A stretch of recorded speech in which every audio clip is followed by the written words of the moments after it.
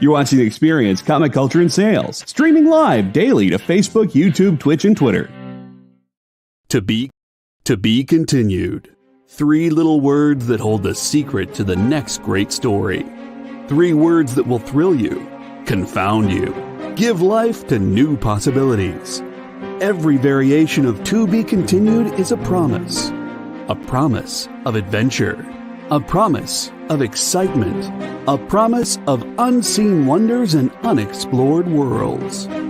A promise that every issue you read makes you a part of a never-ending journey, and behind every page there will be an unopened door waiting for you. This story to be continued at your local comic book shop today. Visit comicshoplocator.com today. Why was Princess Zelda sad after watching a bunch of YouTube videos? She couldn't find a link in the description. We'll stop if you subscribe to our YouTube channel. It's super easy. Click subscribe and click the bell when you do. And thanks for supporting the EXP.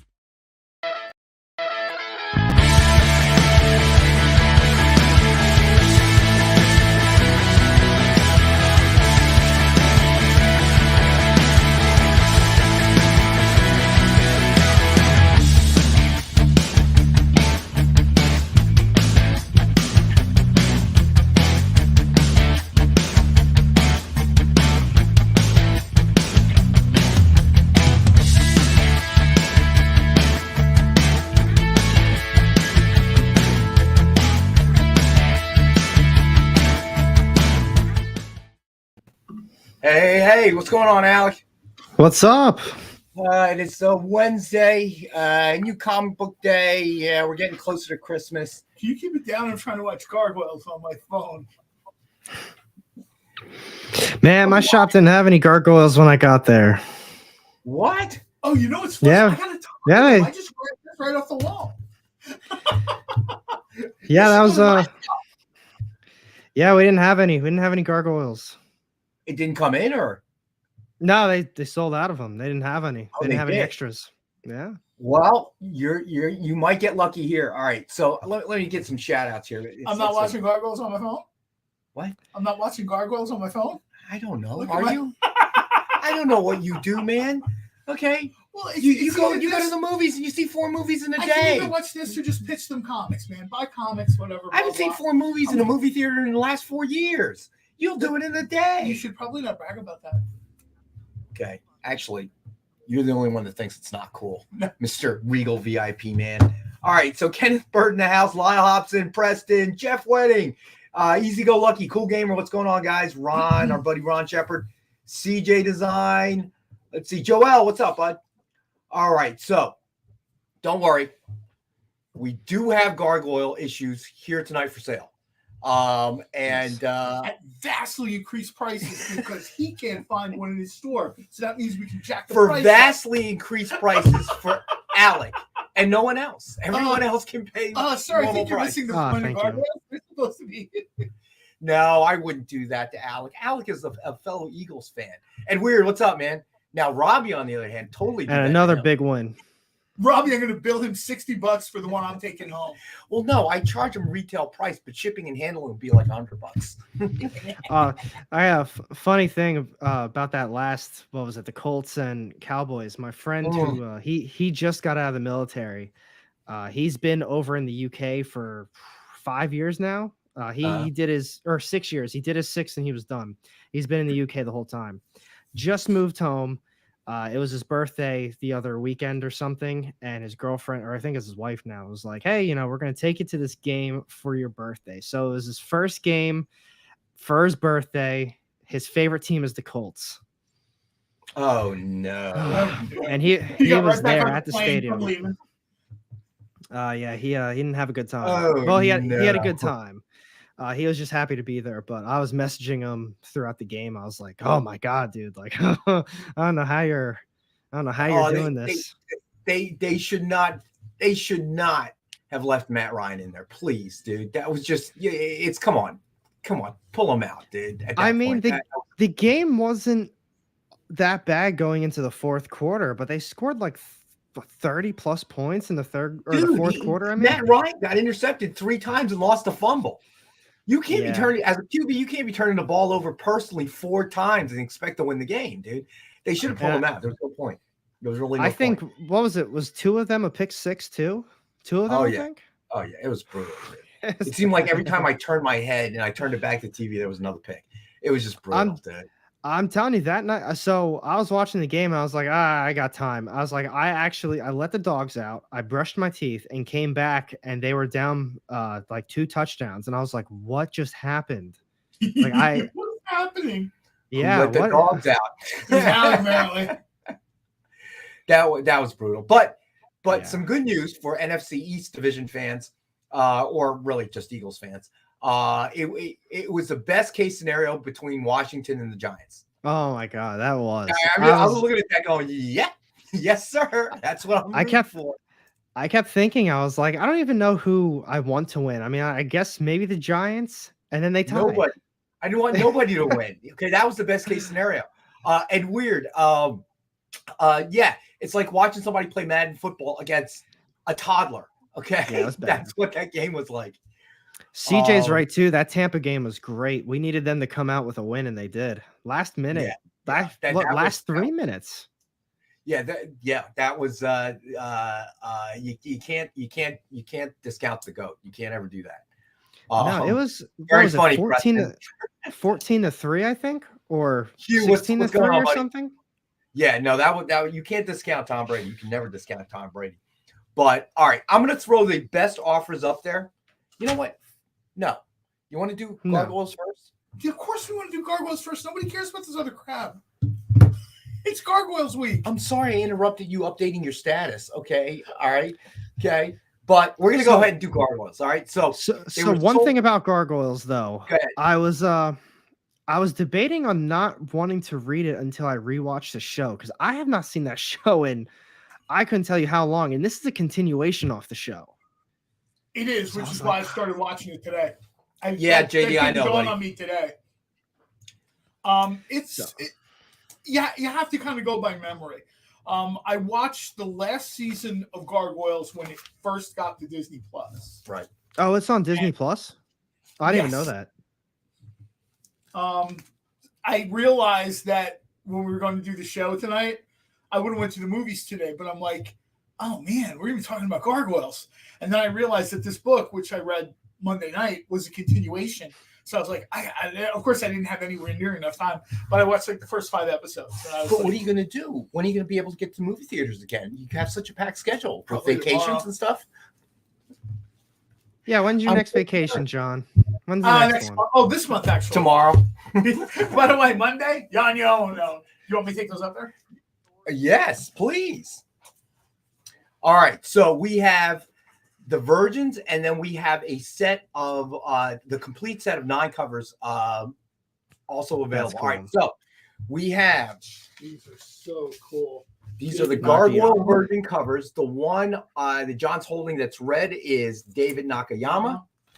And then obviously the one that is blue or darkish with the moon is Amanda Kine. Okay, then you say it. Everybody pick it up. Drink. That's a name drop right there. Already. All right. She always thinks it's cool when people opt for the ones without trade drafts. Okay. Vanna, can you turn? Thank you. All right. So each one is available for $50, and we do have quantities of these. So these literally just came in the door, hot off the presses. So unless your comic book store didn't have them, then it's market price. Sorry, like lobster. So they had them, they just sold out of them. So there you go. All right. So then I'm actually not that surprised. I mean, people are so all the comic book, like the Facebook groups and stuff like that. It's just endless talking and people posting stuff from I can't think of the site now. DeviantArt, and people like, oh, I had this done in like 2008 by so and so. Their commissions and stuff like that. I was the only person. They were like, we can't wait to get it. And I was the only jerk going, I read it Monday night. It's pretty good. That's why people don't like it. They it. really hate me in those groups. They absolutely do. All right. So we got something else to up there? Yeah, we do. We have the complete set of 9. Oh, sure. All right. So we have, and the cover artist should be on the back. So not this set of 9. This set of 9 I'm taking home, but Actually, no, that's our sample set. Oh, is it? All right. So the Virgins were $50 each, and I'll try to get a scan if I can before the show ends. I'm just trying to get the glare out of it. And this is a complete set of the 9 covers. You know what? I'm just going to do it this way. There you go. All right. So who's that? David Nakayama. This one's right? David Nakayama. All right. So you're getting the complete set, and the complete set is $36. This is Amanda Connor. Just did this one.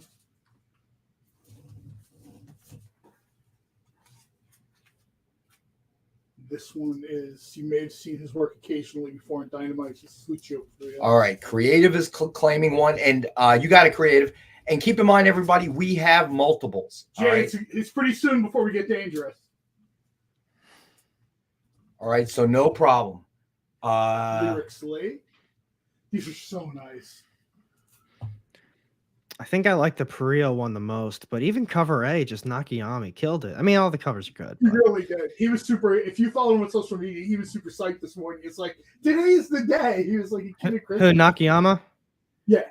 Yeah, I've seen him post some stuff. He's pretty pumped about it. Pretty excited that this finally came out today. Jay Lee. All right. So literally, this is the first time. Well, this unless you went to your LCS. Make off with. But this is the first direct sale for Dynamite anyway. So obviously I went to your LCS. I went to the distributors. Ron, got you, buddy. And then there is the usual. But this is the first direct. It's like Ken Haeser do Gargoyles on here. Right. So there are 3 blank covers. And please don't everybody call Ken Haeser at once. I know, right? No. When I have his phone number. Right? I'm sure at some point we're gonna have sketch covers from really obviously. Cool. I'll tell you right now, if I like Ken that does one. the sketch for this, the stone one is really cool. See, I like that you have that. See, I like that you have that cover like listed as a blank sketch cover. Marvel did covers like that, like literally just like that, but they were 1 in 200 incentives. And it's like, why would you do that? Yeah, that's a good point. All right, I'm going to. Jay said that you guys have plenty of these after my cut. Yeah, after your cut. After John's cut, we may not have plenty. Here. No. No, I'm just trying to put the stickers back. Oh, okay. I'm gonna see if we can get them scanned real quick. Oh, you want? Okay, here we go. So when we do it later in the show. There you go. Oh wait, did I bring the Virgins with me? Nope. Carry on. All right, and John will carry the show. Don't I always? Yeah. Oh, wow. Yeah, oh God, I feel like a great weight has been lifted from the set now. Yeah, this was. We talked about this a little bit. Talked about it very briefly on Monday. This is like a direct or semi-direct continuation from season 4. Or I guess maybe this would almost be season 4. It would be season 4. I've been told it is in continuity. Yeah. It's canon. It's the whole sort of. Right. So it's really kind of picking up from season 4, so to speak. John Spilios, the sets do not include the Virgins. Okay. So the Virgins are $50 a piece. And Amy is not being nice enough to scan them for us. So JD, she will throw it up on Slack or email you or whichever or both. So you should probably have those photos. So we'll circle back to it after that happens. Let me see what else. I will say some of these covers, if you can find them, Virgin, like this is the one to have. Like I was super glad Nick made sure I had this one. This is the Amanda Connor one, and that was, like I said, a very brief conversation today with Amanda, where she's always surprised. She's like, they always look so weird when they don't have the trade dress, and I'm like, well. That's because you see your art every day. So, it's not wild to you. For us, pretty cool. Kenneth Bird, I believe it's already gone. I would have thought that email. All right, John Spilios, you got it, buddy. Let's make one red, one blue. All right, so John Spilios is claiming one of those. Gotcha. And keep in mind, we do have quantity of these. This is something literally, obviously, New Comic Book Day. So we will definitely, we have some quantity of these as opposed to what we normally bring on. And I'll say this. I want to give everybody a chance to read it, so I don't want to, post spoilers or whatever. If you're a Gargoyles fan, however good you're hoping this book will be, it is better. I was like, this is a book like I read and immediately reread again. Like I left here Monday. That's cool. because I read it and like I immediately read it again. I have a Goliath figure that's been sitting on top of my bookcase at home since we built out that room almost 20 years ago. And so after I read it twice, I walked it down to that room, sat it right next to the statue, and went back to bed. My wife was like, "What are you doing walking around the halls or whatever?" I'm like, "That's." All right, you want to set? Okay, gotcha, Ron. Of the Virgins, okay. And you know what? I'm going to take a second to do this too. And I know Nick doesn't particularly like me to do this, but I'm going to do it anyway because I consider Nick a friend, and I have for a long time. It should be interesting. The creators deserve all their credit. Greg, George, everybody who's done the inking, the coloring, the variant covers. This is something Nick has worked on for a long time. Like, finding the right property, the right time, Disney, getting the creator to actually do the book and do the book continued from the next sort of, the next season. I think Nick deserves a fair amount of credit there. Everybody's kind of getting their flowers today. Like, oh, this thing is great and it's selling out and everybody pre-bought it. Yeah, that's awesome. And nothing but respect for those people. But I think Nick, specifically in this case, I think Nick deserves a little bit of a, you know what I mean? I bet there's a lot of publishers when he started doing this a while back, maybe they didn't think it was, that there's a nostalgia vibe here. I mean, this is from the 90s. Old guys like me remember this. There are an entire generation of fans. They barely remember Gargoyles. Ron, that is the complete set that we have to offer tonight, buddy. So you got them both. You got the 2 Virgins plus the 9 book set, my man. Creative. Yeah, why'd you block that, JD? I was gonna find love in U City. Oh my God.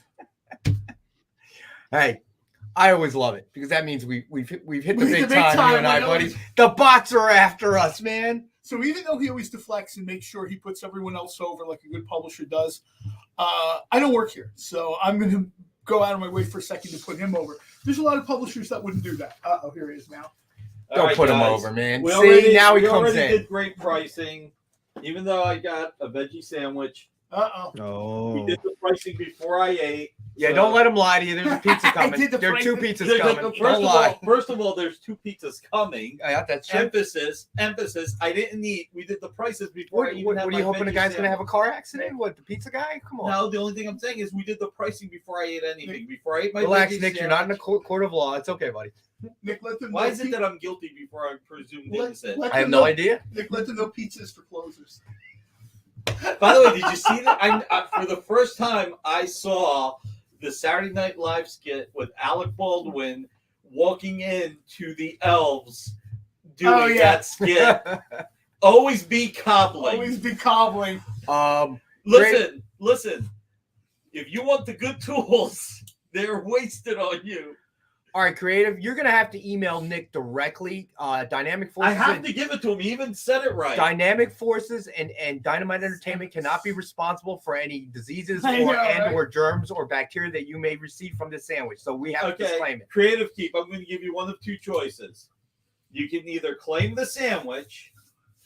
There you go. One of the anchovy pizzas. Or you can have the Bob Layton item that you asked for today. You got to make a decision. Oh. Veggie sandwich or Bob Layton? Boy, I think he's going to take Bob Layton. I was going to call say me crazy. Comic He might not. Sandwich with no meat.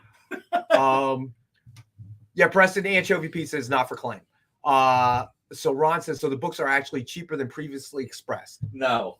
They're already we got 2 of the Virgin books already at $20, you know? I mean, it's like the Jay Lee and the Red Sonja Ultraviolet. Buy a thread, I'm gonna go with Bob. Oh my God. Maybe you should open up the veggie sandwich and that might change the equation. And yeah, you missed it, but you know what? You're right. People may not believe it's an actual veggie sandwich unless I show it. Oh no, it's like a cry for help. There's no meat on there. They don't really care, Nick. Once you lower the prices. You walked in just in time.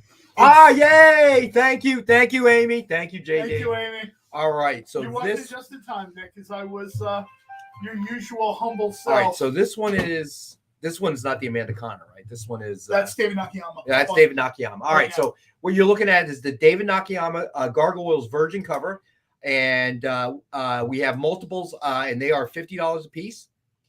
And then let me see, Nakayama. I'll make a note here.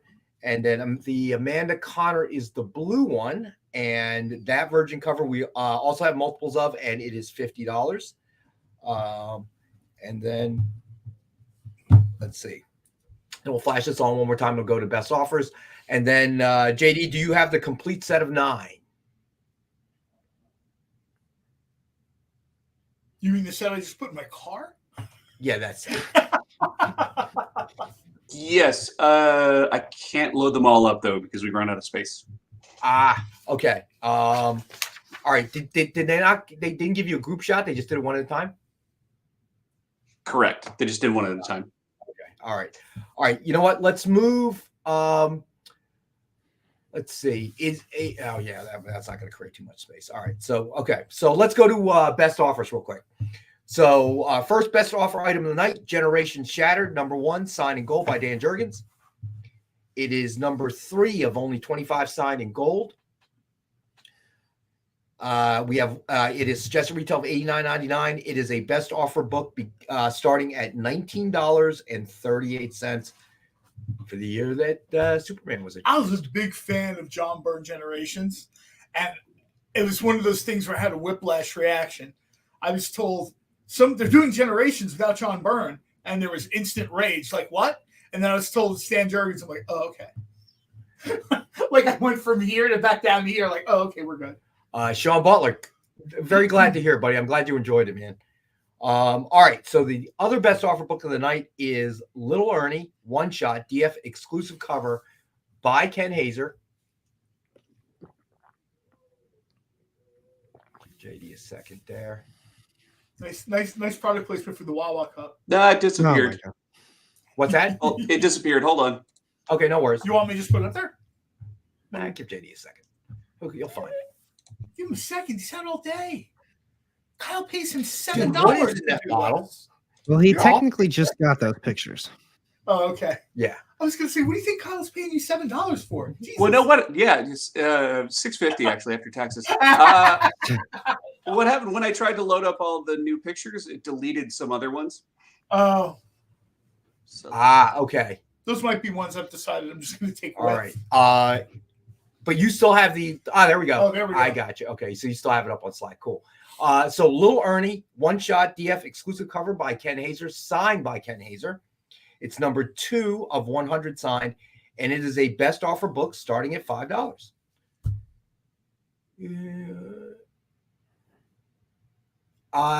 Kenneth, send us an email tomorrow, and I would have thought Amy would have emailed you, but I'm not absolutely certain. So, we can probably answer that question for you if you email us. All right, buddy. All right. So this is kind of in the Scotty Young vein. So you got Little Ernie, one shot, and it is a best offer book starting at $5. He's got a couple of guys doing this now. A few other artists. Scotty did it, Right. but there's Chris. I can't think of his last name now. He does this too. We had some of his stuff on Monday, and we've had some of his stuff on before. I think this is like I don't want to say evolution because that sounds kind of like highbrow, but it's gotten to the point now where there's room for everything in variant covers. From like this kind of sort of, childlike, humorous look, Right. to, like Lucio Perillo. You know what I mean? There's like a huge spectrum there in style and stuff like that. And it's cool to see that there's room for everything. I mean, we're old and we remember a time where if everything wasn't prismatic foil and die cut, it just didn't move. Right. Okay, Jorge Cardona. Yeah, Sean Jorge Butler says. Cardona as well. That's And welcome back, Sean, by the way. All right, so let's see. What else? Oh, we got some bargain basement prices today. All right, so. Oh, and I will say this, to be Okay. just full disclosure. If somebody doesn't take this home, I'll take it. This one isn't going to sit. I want someone else to take it so they'll have it, but You mean take it or buy it? it's all the same thing. No, it's not. You know what I use? Take it, buy it. It's a lean again. Okay, there you go. Stevie B. $5 on. Good job. All right, buddy. All right. So, you may not think it makes a difference, but yes, terminology, big difference, my friend. Yes. You didn't even read these To books. you, yes, but John, it's the same word. Sandwich. You know, it's funny. I had like a normal sandwich today for the first time because I've been What trying does to that catch up mean, on normal Gargoyles. sandwich? It was just normal 3 slices of bread, 2 layers, put on the, on the panini press. My real normal quick. sandwich has 2 slices of bread, but go ahead. That's sad. Come on, it's not the Depression. That's how people made sandwiches in the 20s. I'm actually trying to eat the 21 grain bread. And some days I feel like I taste all 21 that's like grains. acorns and stuff. No. Oh, no. Bread comes from a bakery. And What the other reaction did I expect from a man What's who wrong? uses lard and bacon grease for popcorn? What would I expect? Okay. I had a buddy who was not careful doing that, and he ruined his pot because there was a fire in it. And I told him, you've got to be like sober and responsible when you do this because this stuff is flammable. And I guess after he's watching football and after like 11 beers, he's like, John's lard popcorn sounds great. Lard corn, we call it amongst our friends. So he stumbled into the kitchen and whatever. And the next thing you know, fire. Has everybody hit thumbs up yet? If you haven't, please hit thumbs up. All right, I'm going back to my sandwich. All right. So to prevent Nick from coming in again, please hit thumbs up. All right. So we have to be nice to Nick. He gave us Gargoyles, and we're getting a return to St. Kennard soon. okay. So anyway, remember, hit that thumbs up. John's popcorn has broken more hearts than Marilyn Monroe, literally. Yeah, That's cardiac true. arrest. There's people in the chat who know what St. Kennard is. What? There's people in the chat who know what St. Kennard is. All right, so let me throw another book before we gotta go to break. Avengers and X-Men Axis #1, Dynamic Forces exclusive cover, signed in gold by Adam Kubert. So this is something new we're gonna try, and if you guys like it, that's great. If not, then I'll never bring them on again. This one has the better Iron Man. Well, this one has if you look on the side towards the bottom, okay, near the spine, there's some scuffing. All right, so we have a whole box. So I figured, I'll try it. Box of things that get damaged on during shipment on the way back, and unless they're like completely destroyed, we'll put them in a long box and store them in the warehouse. So this one is normally sells for $89.99, but because it's scuffed, $19. Tell you what, here's my veggie sandwich special. All right, never mind. $10. $10. No. Cheaper $10. than the cost of the signature. All right. And it's still a DF cover. All right, so there is scuffing on the side. It is a DF exclusive cover signed by Adam Kubert in gold, and we got it for $10 because it is damaged. Okay, there is scuffing on the side. All right, so I have another book that's damaged as well that we're trying to clear out. If you guys like this kind of stuff, let me know. If you don't, I won't bring it on again. All right. All right, so Lars Man is claiming Axis. $10 for an Adam Kubert signature and the appropriate Iron Man. That makes me happy. All right, and it is time for our first break. Oh, so, is it already? Yep. So we're gonna go to our first break. We'll be back in a couple minutes. Did you know that every experience show, including some exclusive content, streams on Twitch? Check it out. Twitch.tv/the_EXP. Or just scan that QR code.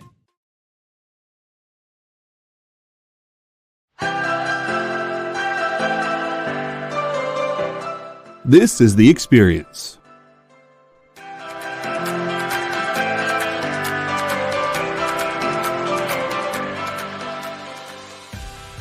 Good afternoon, everybody. Hey there, hi there, ho there. You're as welcome as can be. Hi, I'm Nancy McCann. Welcome to Friday Night Live on The Experience. Welcome, everybody. It's Fat Jack's Comic Crypt. Brendan, Al, Jason, hanging out. There I am. Welcome back to Kicking It with Henry, folks. I am your host, Henry Kumpa. It's great to be here with you guys. So we are going to talk about books that are in stores this week. Hi, everybody, and welcome to Mishmash. Hello, and welcome to the Black Comics Universe, presented by Peep Game Comics. And you gotta love it that the first people in the minute to skim it are creators. Up, everybody? Welcome to another Wednesday Warriors. My name is Joey Galvez, and this is my pal Ambrosia. Hey, everybody! Welcome to Space Cadet. Hey! What's up? Welcome, everyone, for another episode of I Must Ask You a Question. Hi, everybody. Welcome to Nerd News Now. Hey, this is Rex. Welcome to Comic Collectables. Hey, hello, all you happy people. Welcome to the Dan Wickline Show. Hi, everybody, and welcome. This is the crazy show that we do on Thursdays called What's in the Box? What's in the Box? Comic culture and sales.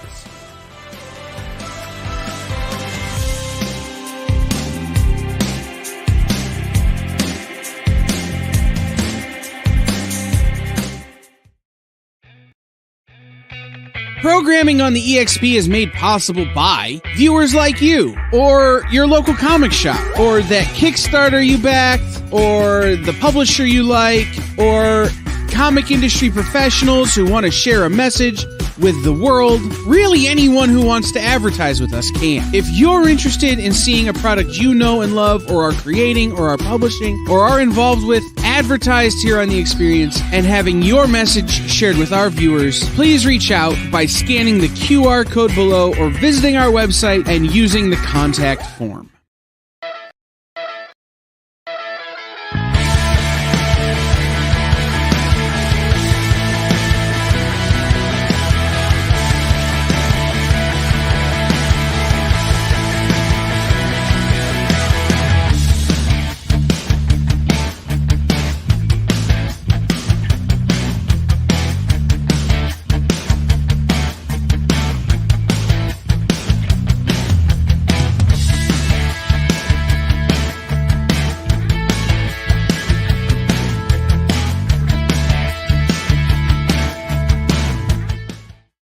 Kind of cool.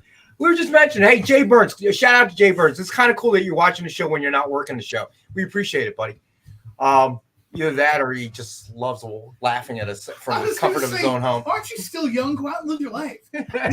This is sort of like abandon all hope, you who log in. Yeah, you know, I mean, what do you got to look forward to? Bankrupting Regal Cinemas? Ask John's on a reg. That's what he does every day. Oh my God! I did not go to the movies today because I was trying to catch up with Gargoyles. And I was glad. I was hoping. I opened up the Regal app. I was hoping there was a theater maybe showing Gargoyles like in the morning or something, because sometimes theaters do that, like for kids or whatever. But no. So Sean Butler, if you're saying Jay Burns is 40, so he's old, that obviously means you are not yet 40. That's all I can say. Marcus, John should get Rex a card for Christmas. No, I would get Rex a sandwich. Yes. Card. Yeah, you know, kill a tree. No, save the tree. No, I want the sandwich. Yeah, I was gonna say I would get a sandwich for Christmas in a heartbeat. But there is, yeah, I would agree with that, JD. I still can't believe. I wish your Regal app had how many hours you've been there or how many movies you've seen in the year. You know what? There was a thing where you could have one of the things I don't do is I don't share data with apps. You know, when you download an app, it's like, hey, let the app track everything you do. I don't do that. Apparently, I found that if I did do that, it would tell me every movie I've seen. You need to do that then. And you need to do that. Do that. Because Spotify said it's like a year recap. Wait, say that again, Alec? I was gonna say because Spotify does a yearly recap, and yeah, I would just love to see your Regal. I just get a letter from Regal. You really need to get a life, sir. You need to stay out of this building. Oh my God! I did crack up a woman. I went to see Black Panther for one final time. I kind of reached a point. Hold on, what number are you at? What number? This is 20. This is 20. I think we broke up for a second. What did you say? This was 20. And I decided that I was good. Eventually it'll be on For some reason, put it down here and give the guy a dollar. Cool. For some reason, Mr. Barucci felt it important to let everybody know, to interrupt the show and let everybody know there's pizza on the table. Thank you, Mariano. That's the least I could do. All right, so you need to buy more Apex comic books. So Mariano has been reduced to delivering pizzas now. Pizza delivery. Answer, oh boy. So please buy more Apex comics. We'll have some more again soon. Pizza is for closers. Always be selling. Okay. JD, we're just going to act like that didn't happen. Okay? I'm on Team Hawaiian too. I like Hawaiian pizza. What? We're done for tonight. You may have to leave the state of Pennsylvania now and move back to Oklahoma. You know what? They're trying to normalize this kind of culinary terrorism. It freaks me out. No, it's like delicious. Food felonies that they're trying to make normal. Only a guy that's worked in the food industry would use words like culinary. What was it? You know what? We used to do a thing on my radio show called Culinary Terrorist of the Week, and then people got offended, so we turned them into food felons, and nobody had a problem being called a felon. But terrorist was sort of like a buzzword. I got it too. We apologized to this one lady who was putting like ham and Swiss cheese and lettuce and tomato on a pizza at her pizza shop. Oh my God. What is with this Team Hawaiian crap? What is wrong with you people? No. You get your taste buds in check because it's delicious. It's delicious. Who wouldn't want? Did he just tell me to get my taste buds in check? Did he just say that to me? Who wouldn't want? I did. I'll do it again too. Pineapple and bargain basement dollar store deli ham put on a slice of pizza. Who wouldn't want that? Thank you. Now, what I will say, I don't typically leave ham on it. I usually substitute ham out and put bacon on it. So it's bacon and pineapple. Oh, see, that's a little bit better. I've actually had Hawaiian. Better? There's still pineapple on it. Well, it's funny because we did this joke. Do they call it Hawaiian pizza in Hawaii? And the chain places do. The real pizza shops in Hawaii, they don't do like the deli ham. The real places I've been to in Hawaii that serve pizza, they do more what Alec does. One place will swap out bacon. There's another place that does like a spicy local pork sausage, which is almost kind of like a Filipino chorizo that's made there. That would be so good. And then there is a place that was right across the street from our hotel the last time we stayed there. They host luau's. So the leftover Kahlua pork from the luau goes on your pizza that night. And I got to tell you, I am not like a pineapple and pork on pizza guy, but I couldn't say a word. They have this Kahlua pork. It cooks in the ground, like 14, 15 hours. It's falling off the bone. They just it goes on your pizza. And then instead of like just pineapple from a can, because they'll use fresh pineapple or pineapple salsa. All right. So first of all, let me see here. Lyle Hobson, my neighbor put sliced turnips on her pizza. Yuck. Yeah, that is your neighbor clearly is an alien. That's all I can say. And weird, anchovies is a commonly accepted pizza topping but since disgusting. the beginning of time. But it's disgusting. In Italy, where they invented pizza, so I think I'm good. That man right there. That's what he said. I don't care what he said on this one. I trust your judgment on all food, but no, I'm with Ed Weird on that one. Anchovies are disgusting. Some of the best bits on our radio show that we ever did was screaming at people for putting pineapple on pizza. I don't care what you put on your pizza. Screaming at people for putting ketchup on hot dogs. I don't really care what you did on your hot dogs. But people would have these visceral reactions one way or another, and we would fill up an hour like that. People putting like pickles or something on a cheesesteak, and they were ready to like burn the person's house down. I'm like, do I really care? Especially back when I was working, as long as your check cleared, I don't care if you put like, dead squirrel on your food. Not as long as my check clears, we're good. I don't know, Jay, but anybody who likes pizza is just weird. My impression of all these people is now different. I did say the kind of like national chain idea of Hawaiian pizza is disgusting because they really are just using like this bargain basement ham, deli ham. And I say deli ham in quotes. Some of the pizzas I've had, like I said, with Kahlua pork and pineapple Thai chili salsa, I can't complain about that too. They throw little sesame seeds around the crust. It's about halfway between thin crust and thick crust out on the islands. There's no bit of that. When someone's got a pizza and they've got a spicy pineapple salsa and Kahlua pork on it, all you can say is, "Can I have a slice?" I mean, Lyle, pickles and ice cream. Are you pregnant, Lyle? Just asking. All right. So we have one more damage book. So as I said, if you guys like this stuff, I'll bring some more. So hold on a second. What? If a book is damaged, we'll give it cheap to people? Yeah, that doesn't mean go and some of you drop guys books get and at step me on them. after the show Yeah. because I'm about to go into business. I'm already way ahead of him, dude. I already know what's going through his brain. It's almost like a teletype. I can see it running across. There's a tape coming out of his the nose. Mel Brooks movie. I have these 15. Oops, 10 commandments. John's gonna have a whole stack of damaged books soon. Oh, it was damaged. What? You can't Ron sell that. Gunslinger, $7. Now we just required him to wear a bubble wrap jacket Just when got it a comes little in. dent on it. All right, so Kahlua pork and Yeah, that Portuguese creative team. sausage. That's Now, exactly that kind of sounds- what I was talking that about. sounds good. It was, I think I said Filipino, I misspoke. It's a Portuguese sausage and Kahlua pork. You can't really complain about stuff like that. You know what I mean? It's so good. Right. Even if, like I said, it really depends on what I hate to say it, there are pizza shops even here in New Jersey. Like I hear them opening that can to get the pineapples out. And I'm like, man, you go to a produce store, you can still get real pineapples. Why are you making people eat that can? Because 70% of Americans don't know how to cut open a pineapple. That's very true. And plus, all right. it's extra Go. work and it's more expensive. And if you haven't had Portuguese they don't know sausage, how to go do find it. though. Dude, the truth of the matter is they don't know how to do it. Okay?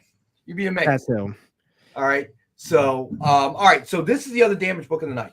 Superman and Wonder Woman number 15, Flash variant, signed in gold by Peter Tomasi. Suggested retail at $89.99. Now, if you look at that picture, if you look up at the signature, it is smudged. All right. So given that it's smudged and it is in its damaged state, it's number 7475. That's pretty cool. We got it for $10 tonight. So Oh wow. everybody let us know if you want it.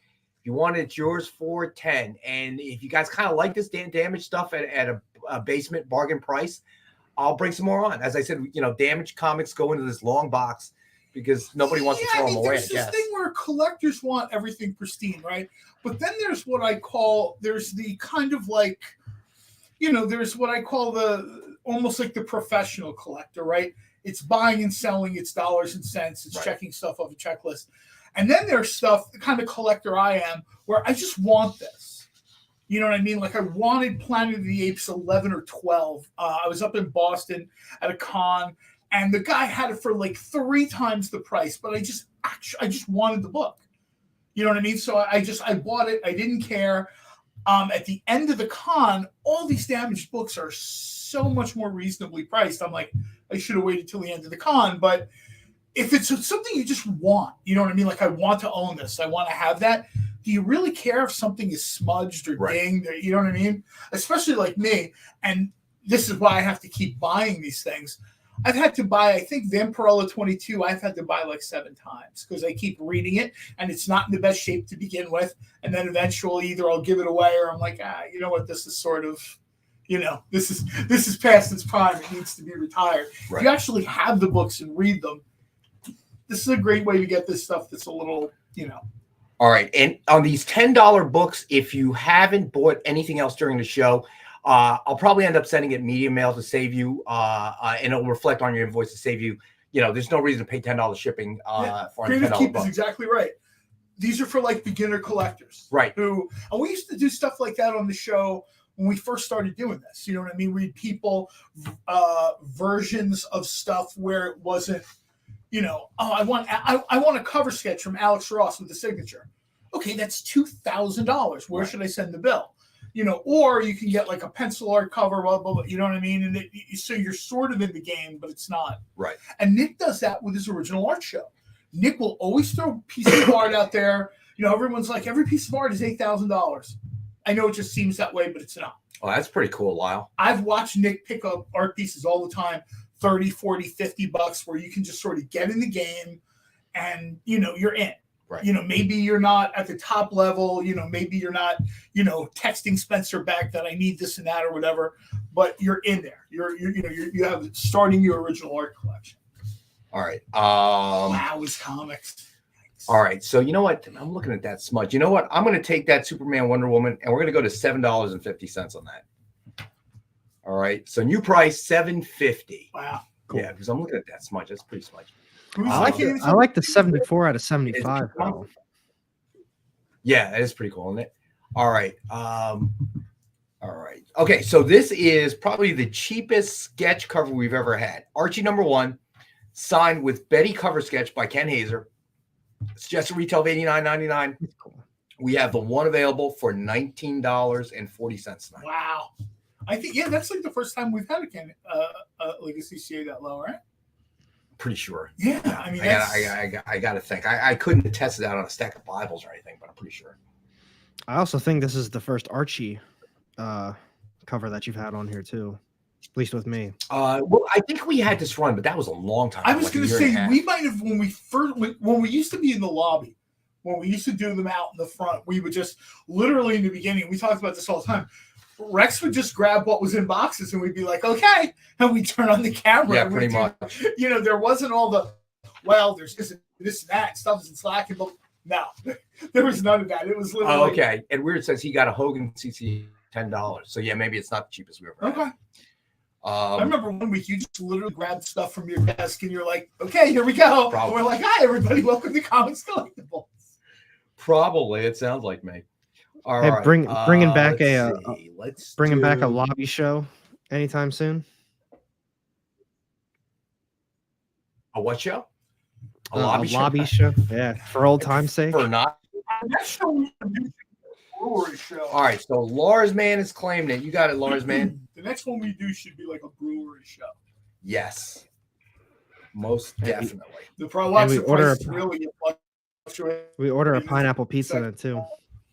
What's that?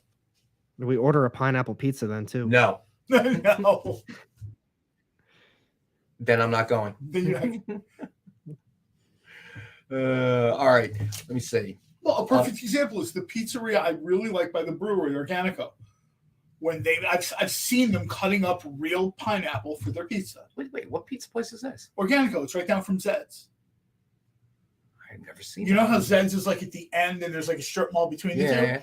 The other anchor there is Organico Pizza. They have crazy. They make their own bread. They have pizza bread, but it's their own bread. They have really good cheesesteaks where they use ribeye and top round for a nice blend. It's literally I pull into the brewery and I text the pizza shop and say, "Tell me when I should come and get my food." And they just text me back and they're like, "Okay, come and get it." Stevie B, I missed the plant more than the lobby. That's not a problem. We'll bring the plant in next time. Plant was a big star. There are no FCC rules about drinking and streaming. Nope. That I'll absolutely be taking. If we do an episode from the brewery, I'm absolutely gonna Uber home. There's no way I would even remotely. This time of year they have like the naughty and nice beers at like 9.6. This is that time of year, you know what I mean? Like, hey, to touch on what somebody said earlier, we did have like Jay Lee covers with like either signed by Jay on the Archie or maybe little head sketches like remarks. And I know it's sold, but just to say, I don't think we ever had one with a full remark by Ken, but I can't remember. By the way, did we sell the Superman Wonder Woman for? We did not. We did. We did not. You did $7.50 for number 75 for 75. How about we do $7.40? That's it. Another 10 cents off. Rock bottom, $7.40. Might have been a slice of bacon on that sandwich. All right, so now Superman Wonder Woman number 15 Flash variant signing gold by Peter Tomasi is down to $7.40. Up until my interest was sold off. The coffee they used to serve at Zed's? Oh, Dead Sled. That's right. I used to serve Dead Sled coffee at Zed's all the time. Lars Man says he'll fly out for the distillery. I had to tell them. I was like, look, I sort of, I sold my interest. I mean, certainly tried the coffee. It's still very good or whatever. But once like Elvira and Kiss got involved, I was like, I'm going to take my money and go. All right, so let's see. What time is it? Oh, we still got time. All right. Great Lakes makes one of my favorite beers, Edmonds Fitzgerald. Never had it, but would love to try it. All right. Thanks for popping in, Jay. It's taco time. See you, Jay. Thanks, buddy. See All right, you, let's do a Dynamite book. How about that, guys? And then that always makes me happy. I know it does. All right, so we got Scarlet Sisters, one shot, FOC incentive, Virgin pencil art cover by Alex Ross, 1-in-10 ratio, suggested retail of $50, and we have the one available for $20. Oh my God, I love his work. Cover. Oh man, unbelievable! I enjoyed this book. All right, Preston's taking it. You got it, Preston. Nice. All right. So, what have you been streaming lately? Anything interesting? Gargoyles. I just started. Dude. Well, I blew through. John Spillis. I'm sorry, buddy. I think Preston got it first. Yeah, right? Preston beat you to it, buddy. I think I kind of blew through essentially all the new stuff that had popped out. Right. Mm-hmm. Wednesday, $18.99. There's maybe one or two. Yeah, Lila. That's what I usually use that as when someone asks what's your favorite song. They're talking about modern music. Edmund Fitzgerald is probably my favorite song. I'm trying to think if there's anything Andor. I mean, I'm sort of caught up on everything. So that's why today was a great day. Okay. Well, Black Adam I was done seeing, and I saw that I think 13 times. So they're going to lose money is what I'm reading. That's what I was reading too. Yeah, yeah. What, Black Adam? Yeah. They tried to put the best face on it possible, and Dwayne Johnson really put the best face on it possible. He was coast to coast doing his thing, talking about a huge this, the huge that, or whatever. I loved Black Adam, the movie. I thought it was cool. I thought he did a great job. I don't think enough people know. I think Black Adam is too obscure. I think they thought that Dwayne Johnson would be able to leverage his movie star cred, his fame, his big name, right, to get people into seeing Black Adam. And I just don't think enough people knew who Black Adam was. I think it's too far removed. Marvel, because of the way they've done their movies, Marvel, you can get away with Guardians of the Galaxy and some of these other things, which at the time seemed a little obscure. I mean, when you've got a movie with Hawkman and Dr. Fate and Atom Smasher. I got you, Preston. I got you down, buddy. That, you know what I mean? I just think that's too big of an ask, even for Dwayne Johnson. And let's be honest, has that guy been in movies that don't make money? No. Even the terrible movies make money for him. See, and that's the thing too, is because, Black Adam, while they're obviously, pumping that up as much as they can, people don't know that character well. They don't know who these other guys are that you're talking about, like Hawkman, Dr. Fate. They don't know who that is. So to already put a character in there that you don't really know much about, which is why the Guardians was so successful, because it's Marvel already, but they focused on Guardians of the Galaxy. They didn't start introducing us to all of these other characters either. They focused on them for that movie. They kind of went from there. But now with, Black Adam, you got all these other people that nobody really knows. Well, I can't say nobody, but the regular casual viewer, you know what I mean? They don't know who that is. Yeah, no, I think that's true. Plus, I think there's a certain sort of vibe now, and we talked about this before. I know there are comic book fans that are simply waiting for it to be on HBO Max. Or, me too. I have a buddy of mine, he legitimately spent $40,000 building out a bonus room above his garage, part of which was surround sound, 100-inch, 4K projector screen, whatever, blah, blah, blah. He's just not going to drop $24. Well, he just dropped $40K. Well, that's my point. I mean, this guy literally, induction heat floors, whatever. He literally put like a second level on his garage. Really nice, like, rec room for himself. He's like, I'm just not doing that. He's like, this movie looks good. He's like, I have no problems watching it on pay-per-view or something. I am just not going through the whole thing, And he lives in like Greenwood Park Lake in New York. So he's in the middle of nowhere. He's like, I work in the city, so that means I have to go see the movie in the city.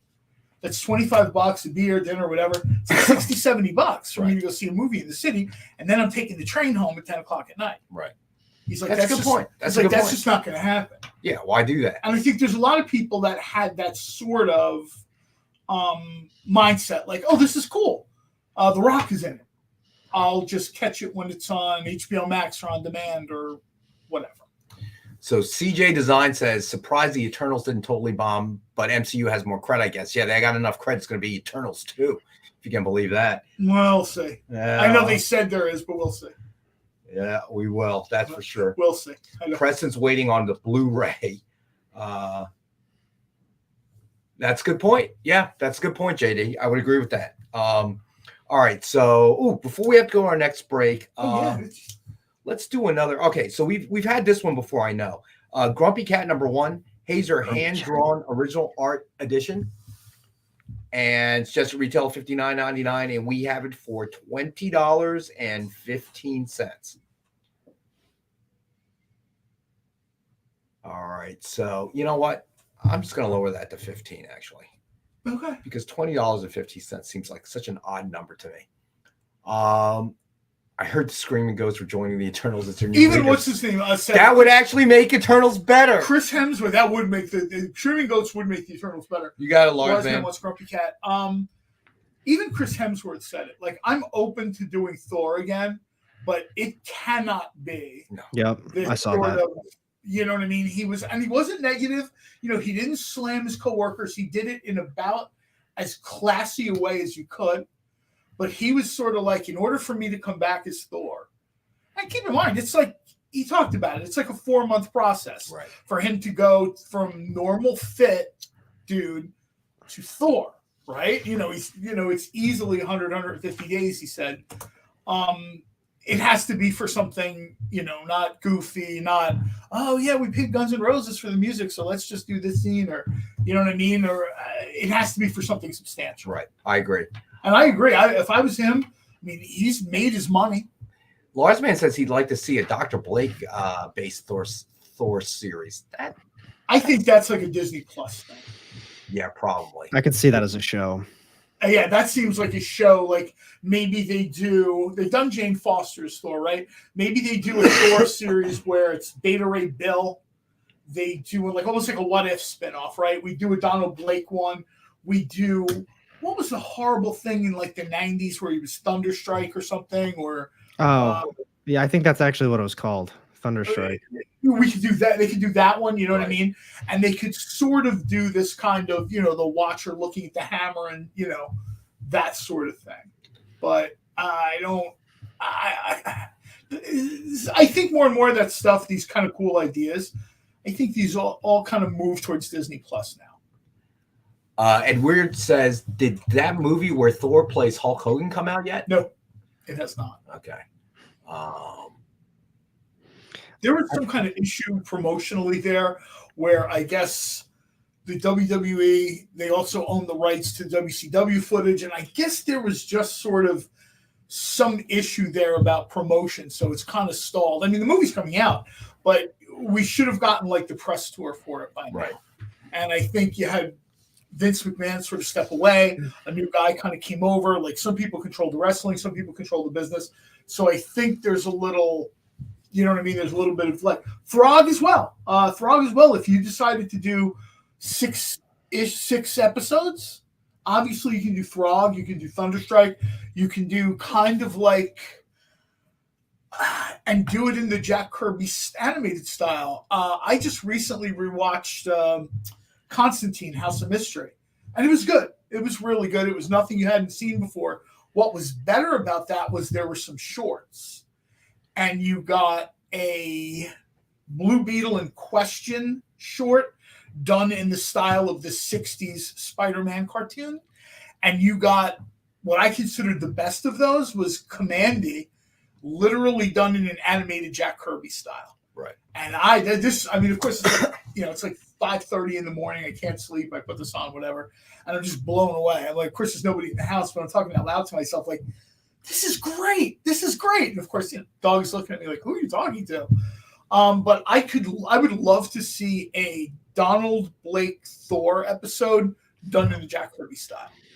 All right, so we got to take a break. We'll be back in a couple minutes, and we'll pick up on this. We got to talk about New Comic Book Day and get through the rest of the books. All right, so stay with us. We'll be back. That's good. Do you remember what it was like when you were a little kid and you got a letter in the mail? Now imagine that letter was filled with information about your favorite shows, pop culture questions, links to things you're going to want to see later, and even sneak peeks at upcoming programming here on The Experience. That's what the EXP mailing list is. Every week, we send you sneak peeks, information, and all of the relevant links for all of the shows you want to see. Sign up now on our website or scan the QR code that's on your screen right now.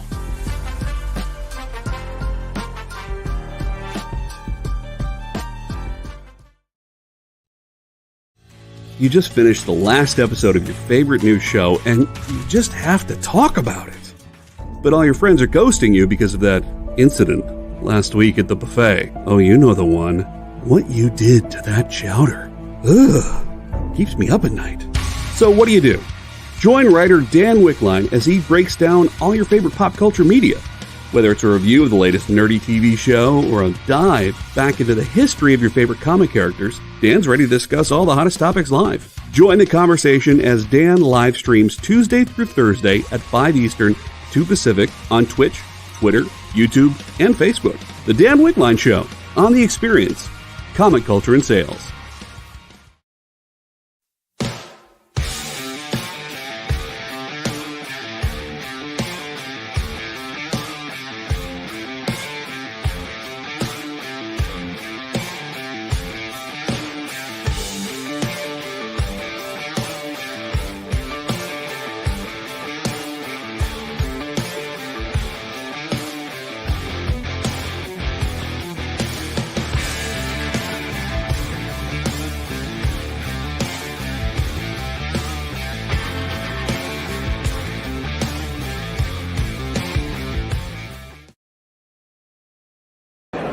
Hi, I'm Stan Konopka. I write the series The Rejected from Coastline Press. You're watching The Experience.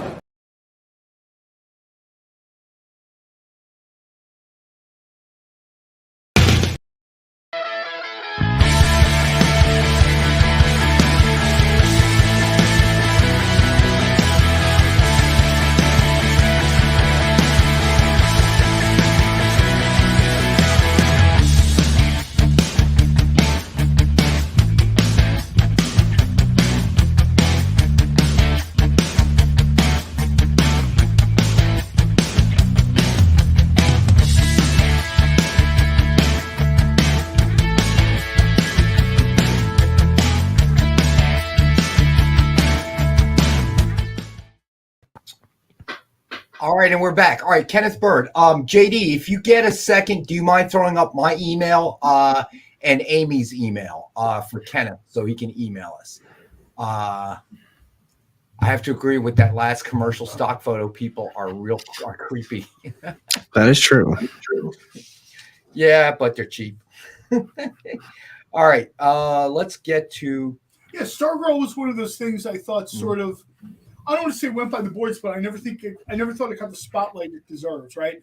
Because I when you had sort of the Arrowverse, I guess they called it, I thought it was things like Stargirl that probably shone a little bit brighter. I think Arrow took its time finding its way. It was this, it was that. By the time they finally fully embraced being the Green Arrow, they were already like season 3 or 4. Marcus, not tonight, my friend, but I'll have the warehouse take a look and see if I can pull a couple more, and I'll have them up on Monday if we have them, buddy. All right. Yeah. So whenever anybody's looking for something, I mean, throw it up in the chat. Most of you know that already. The regular we viewers always used to say that. Email Rex, throw it up in the chat or something. Throw it up in the chat. Find one of us on social media and say, "Hey, look," you know what I mean? I pass it on. I mean, I'm there. On there all day. So. All right, Lars Man wants a mystery pack. We have 2 as promised tonight. All right. Nice. So let's go with mystery pack number 1. It includes a CGC 9.8, a sign and 2 signed books. All right. So it is a retail value of $229.97, and as always, we have the mystery mega pack at $50. All right, so there we go. Triple B. All right, hold on, Triple B. I'm writing that. All right, large man's claiming it. All right. Hold on. Let me get you down, Lars Man. All right. So Lars Man's got it. All right. So JD, I believe you have a photo for that, my friend. If you put the mystery pack, would be mystery pack 1 on your spreadsheet, my friend. Gotcha. All right. Cool. Cool. Triple B wants to see Uncanny X-Men. Let's see. Uncanny X-Men number 450. Got it. Okay. All right. All right. So that's what you got, my friend. You have in the mystery pack, you have a She-Hulk number 1, CGC 9.8. Hulk number 1 signed by Dan Jurgens, and True Believers Red Hulk signed by Jeff Lowe, my friend. There you go. I love these, man. People are sort of and that's our office carpet that you see in the background. Is it on the floor? Yeah, shot on the floor. What am I going to say? It's bad enough I dropped you know what? I had to turn off the lights, dude. It's so difficult to get it without the glare. You used to laugh at me when I was shut off the lights, but I did it because that's because you were just trying to see if the comic would glow in the dark. You stumble over stuff. Be like, John, stop! It's not glow in the dark, man. Stop! Come out of the dark before you hurt yourself. I'm going to speak with the publisher again about a glow in the dark, evil Ernie reality. All I can see is he was going to slip on something and sue us. Oh, I'm sorry. This month from Dynamite Comics. Oh my God! I've said this many times before. There's almost nothing I would change if I bought this company through Powerball or some crazy, insane amount of money. We need a better kitchen. Should be John Cooks on Fridays. I mean, we probably have Food Truck Friday. If that is one Food Truck Friday, I love that. If I did win the Mega Bazillions or whatever it's called, yeah, that is such an awesome concept. Food Truck Fridays. I even like the way it's. That would be really cool. And you would probably see a couple books that we don't see now because I wouldn't care about, Lars Man. OBR. How did you get that handle? Dentistry, just curious. Danilo, the pizza's in the kitchen. So I'm going to attack. Where's the pizza? That's what we were wondering. That's a good question. Yeah, no, Mariano gave me the heads up. All right, so let's do another Dynamite book. Let's do Immortal Red Sonja number 8, FOC Virgin Ultraviolet incentive cover by Lee 1-in-10 ratio, just retail 50, and we got this one for $20 as well. I love these UV covers, man. Agreed. They're always awesome. Kind of said this before. Dynamite is like at the cutting edge for variant covers, whether it's type, style, number. I don't know of anyone else that is consistently doing this. I don't think anybody is.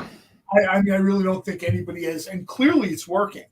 I mean, it's not like these covers. It's not like there's a room full of these covers that nobody wants. I was in Ontario Street and they said, "Hey, we have a question." When they don't get a book, they're like, "Can you just bring it over?" I was like, "No, it doesn't work that way." And I also said to the guy, "And if I do get one, do you think I'm going to bring it here, or do you think?" That's why it doesn't work that way, because it's not leaving John. Sorry, man. Can I grab one? Yeah. Can I give it to you? No. He goes, "Yeah, trust me, I'll be grabbing one." I mentioned this, and he's like, "Oh, dude, can you grab me one?" No, I'm grabbing myself one.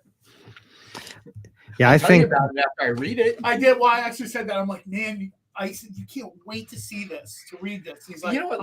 Let's revisit that. All right. So just so in case anybody tuned in a little bit later, a gargoyle recap. Yep, a gargoyle recap, and then we'll do the full Rex cap after that. All right. So Rex cap. Rex cap. All right, let's do that. All right, let's start from the top. We'll close up the Rex cap with the gargoyles because that takes a little bit of time. All right. So. There you go. Boom, boom. Oh my God, that sounds like everyone around. It's a Rex cap. And then after we're done with the Rex cap, we need sound effects for that, JD. We do need sound effects for that. And then when we're done, we'll working on it. We'll talk a bit about New Comic Book Time. All right, yeah. All right, so here comes the Rex cap. All right, so we had Generation Shattered number 1 signed and gold by Dan Jurgens. Suggested retail of $89.99. It is only number 3 of 25 signed and gold, and it is a best offer at $19.38. Then we had Little Ernie One Shot DF exclusive cover by Ken Haeser, signed by Ken Haeser. And it is a best offer book, and Stevie B has started us off at $5.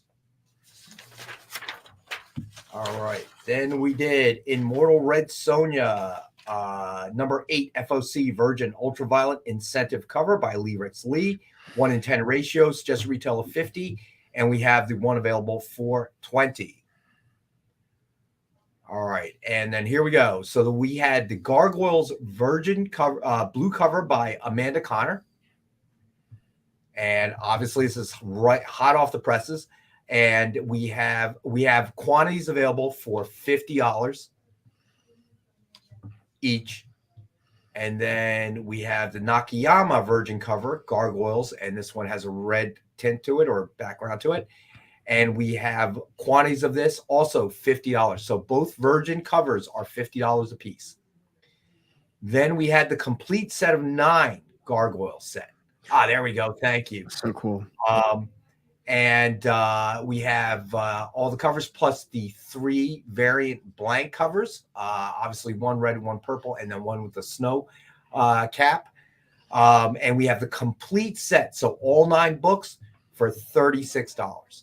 And we do have quantities of that as well. So anybody who's looking to pick them up, it certainly, if you don't pick them up here tonight, you want to buy them individually, pick them up at your LCS, visit your LCS. Yeah. But if you want to get the whole set, there it is. Lyle Hobson, grab one for me too. All right. So I just texted Comic Spot down in Atlantic City. It was basically the same thing that Alex said. What's that? They all came in. They were all yeah. They were all pre-ordered, and he actually had like a little sign made up too. You know, because it's a smaller store, and it's like. So we'll get them out like probably tomorrow. As soon as we receive payment, we invoice out. If you want to get the Gargoyles, you'll probably have them in a couple days. Unless you live in Canada, that might take a little bit longer. And it really is. I mean, you know, we talk about this a lot, but as good as everyone had hoped this would be, it was better. Especially those people who watched the show in the 90s, whether they were kids or whatever. I was working a lot in the 90s, so I would have my VCR set to record things. And when I would get home at like 1, 2 o'clock in the morning, you know, house would be empty, nothing would be going on or whatever. And I would watch these shows. And one of the things I would watch is Gargoyles. And I was just, you know, it has sort of almost like reading the book almost takes you back in time a little bit. You know what I mean? All right, so let me throw one more book out there and let's talk about New Comic Book Day. So we've got Alien #1 signed in silver by Philip Kennedy Johnson. I think we had the gold one previous show. Suggested retail of $69.99. It is number 33 of only 125 signed silver. That's nice. And we have one available for $40. And this was getting kicked around a lot too. A lot of like the deviant art things. Now that Marvel has Alien, you're seeing a ton of art, conjectural art. You know, there was a big one today where it was Hulk fighting a horde of aliens. We don't know that that's going to happen, and we don't even know the constraints under which Marvel has the rights to this stuff. But if it's possible, you will absolutely someday see, you know, Spider-Man with an alien behind him. I mean, that if they can swing that, thanks, JD. There's money to be made there. They won't leave any money on the table. Oh, they'll do it. I wouldn't want to see it, but they'll do it. I mean, you've seen the value on the Alien variant Marvel covers they did. Right. I mean, it's not even incorporated in the story. It's literally just the cover. And I'm seeing these things all the time, $40, $50, $60 and up. And I'm like, you understand that it's not like he's not in the story, right? It's just they don't care. The idea that you would have, you know, Captain America protecting someone and, you know, like the aliens to try to get through. There's a lot going on there. And I could easily see, same with Planet of the Apes. Right now, there's all these kind of great, you know, covers they're kicking around or whatever. There's one with Black Panther and General Ursus, the gorilla from the TV show. And it's really cool. Somebody from DeviantArt put that out there. They were like, hey, Marvel, hit me up. All right. So, I just saw that, JD. Oh, man. All right. You know what? I'll tell you what. Marvel needs to get Rom back. Yeah, that's for sure. One of the biggest kind of comics guys on Twitter is a lifelong Rom fan. I mean, literally, it's his avatar. He talks about it constantly. He mentioned it one day. He just doesn't think that's going to happen. He doesn't think there's enough. The juice isn't worth the squeeze there. What it would take to get those rights. I guess maybe there was maybe IDW or Boom or somebody did ROM, and it just like it was cool, right? But it wasn't that cool. Like it made money, but not real money. And for Marvel, Disney to say, "Hey, look, we'll write you a check for X to get ROM back," I think that's that might be like a bridge too far for them, especially now that we're seeing a little bit of the budget is IDW. Thank you, John. And I read a couple of those books. They were good. They were, if you liked ROM, if you liked that story, I just, it's a toy. And they kind of based a comic around it. And it's not the other way around. People are under the impression like, oh, they made a toy from ROM. No. The toy people went to Marvel and said, do you want to do a comic for this robot? Essentially. Right. And that's why it doesn't, ROM doesn't quite fit into the Marvel universe.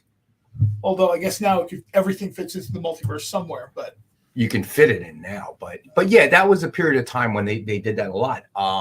Barbie. Yeah, you're right, Marcus. Marvel added the dire wraiths to the story. The neutralizer sent them to Limbo. It was really a formula that Barbie invented. They would have a whole set of toys that they're getting ready to release. Mm-hmm. They would make a DVD of it. And it worked hand in hand. Believe me, I know. I bought all that crap. My daughter was right at that age group. So I ended up with all that. Oh, we got to watch the video again. And then we got to buy the toys. And then, see, that's the time period where I was working a lot. So whatever my wife bought our nieces and nephews and grandchildren or godchildren, I had no idea. Yeah. You didn't have the time. Oh, yeah. I talked to her mom and she wants this. Okay, Merry Christmas. I'm out. I'm out. All right. So I forgot about the giveaway at the end of the night. Tonight's giveaway is Nightwing number 71, Alan Qua variant, signed in silver by Dan Jurgens. Suggested retail of $69.99. The one we're giving away is number 4 of 44. Nice. And this is the giveaway item. And let's just make it hashtag nice. Love EXP, all lowercase. And all you got to do is type that in the chat for a chance for a chance to win the book, man. If you're giving it away, shouldn't it be Love REX? They should be loving you for giving stuff away, man. Yeah, you're right, man. You're totally right. All right, but we're going to make it hashtag LoveEXP, and you are automatically entered into the free drawing. Obviously, no purchase necessary, as always. But it helps. No. Doesn't help John. We can't do that, but we can do the reverse, okay? Not allow you to be part of the drawing. And that's fine. You know what? I never throw my... What's that? I never throw my name out there. I'm happy to, and if I ever do win stuff on different creators I follow and stuff like that, different stores, I've won stuff before. I'm just like, give it to somebody else. That's because JD's under strict instructions. As soon as you see his name flash across the chat, immediately cut it. That's me as the porn bot trying to get in and put on. He's even faster cutting you off than the porn bots. All right. Let me see what else we got here. All right, new comic book. That's right. Alec, take over. Do something. We're so boring. Man, this is a really big week. Honestly, I think initially I had a stack. It was like 16 or 17 books. Oh, wow, that was a lot. But I only ended up, I think, with 12. I think it was 12. I just, it was basically all pull list books. So I didn't want to just embark and end up spending an insane amount of money. But there's a lot of new stuff. This one, man, I was waiting for this one for a minute. New Miles Morales series. Ooh, I love Miles. It's such a fun character. I talk to a lot of people. They don't really like Miles Morales. I get it. His books haven't been that great, but very fun character. It's been up and down. Some of the stuff has been good, and I think I think it's a consistency issue, right? I've read some of that stuff, especially Marvel Unlimited's Infinity Comics. Really cool stories they're telling you there. But I think then sometimes you pick up an issue and you're like, hey, I'll check out what's up with Spider-Man, and you're like, And Alec, I think you mentioned this before. There's a spider saturation, and I think it's affecting all the Spider-Man titles.